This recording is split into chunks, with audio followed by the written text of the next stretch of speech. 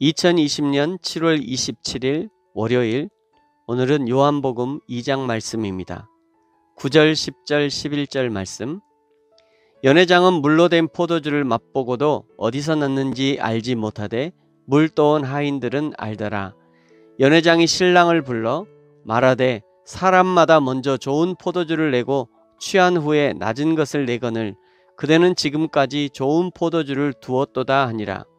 예수께서 이 첫 표적을 갈릴리 가나에서 행하여 그의 영광을 나타내심에 제자들이 그를 믿으니라.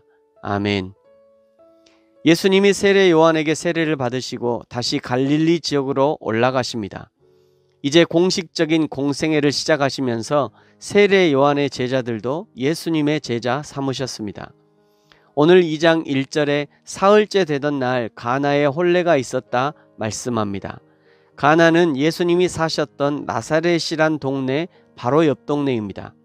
가나 혼인잔치집이 예수님의 가정과 어떤 관계가 있었는지는 알 수 없으나 예수님의 어머니와 예수님도 초청을 받았습니다.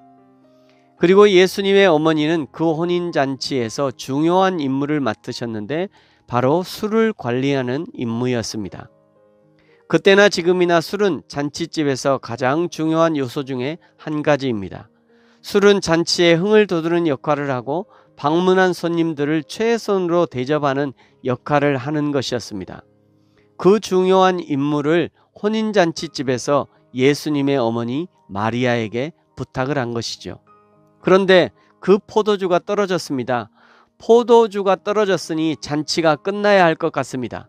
그런데 예수님의 어머니가 예수님께 이 잔치가 여기서 끝나기를 원치 않으니 포도주를 만들어 달라고 요청을 합니다.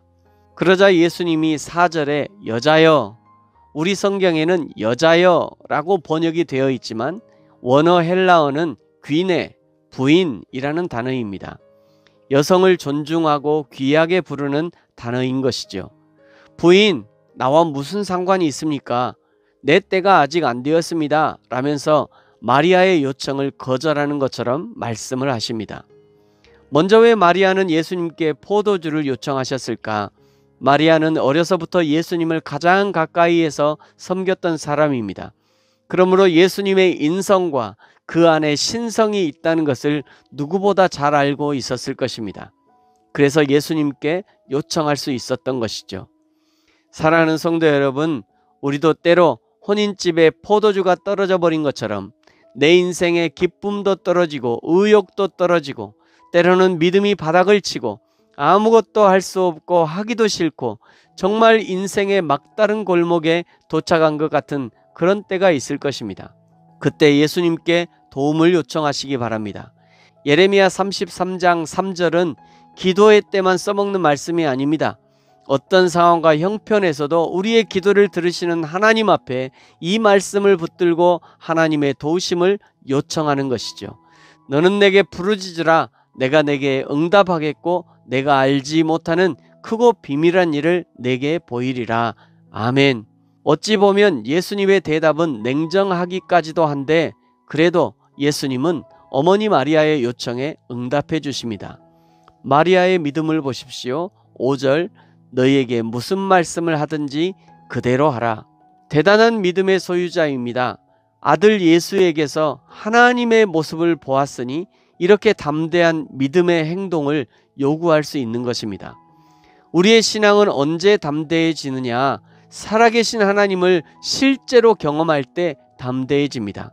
머리로만 아는 하나님에 대한 지식으로는 담대해지기 쉽지 않습니다. 머리로 알던 하나님에 대한 지식이 가슴으로 내려오고 손과 발을 움직여 실제로 하나님이 경험되어질 때 그때 담대한 신앙이 될 수 있는 것이죠. 마리아의 믿음으로 연회장이 최고의 포도주를 경험하고 12절에 예수님 일행은 가버나움으로 내려갑니다. 가버나움은 예수님 사역의 중심지입니다. 13절에 다시 유월절에 예루살렘에 올라가신 예수님은 성전에서 장사하는 자들의 상을 엎으시고 내 아버지의 집을 장사하는 집으로 만들지 말라고 경고하셨습니다. 이 일뿐만 아니라 예수님이 유월절에 예루살렘에 계시면서 여러 가지 표적을 행하셨다고 23절에 말씀합니다. 표적이란 헬라어로 세메이온, 즉 사인이라는 뜻입니다. 무슨 사인인가? 이 표적을 일으키는 사람이 하나님이라는 사인입니다.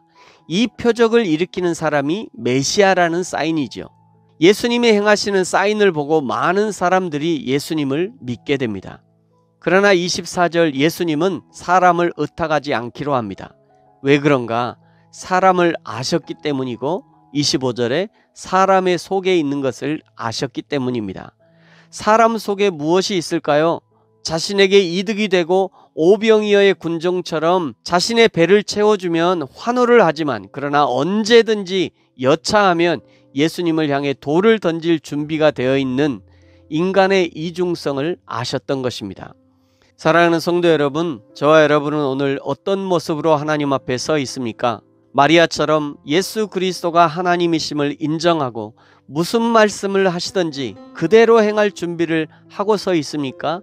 아니면 배부를 때는 따르다가도 배고프면 돌 던질 준비를 하고 서 있습니까? 저와 여러분이 날마다 여호와 하나님을 인정함으로 예수님의 제자로 하나님의 거룩한 성도로 인정함을 받는 저와 여러분이 되어지기를 예수님의 이름으로 축복합니다. 아멘.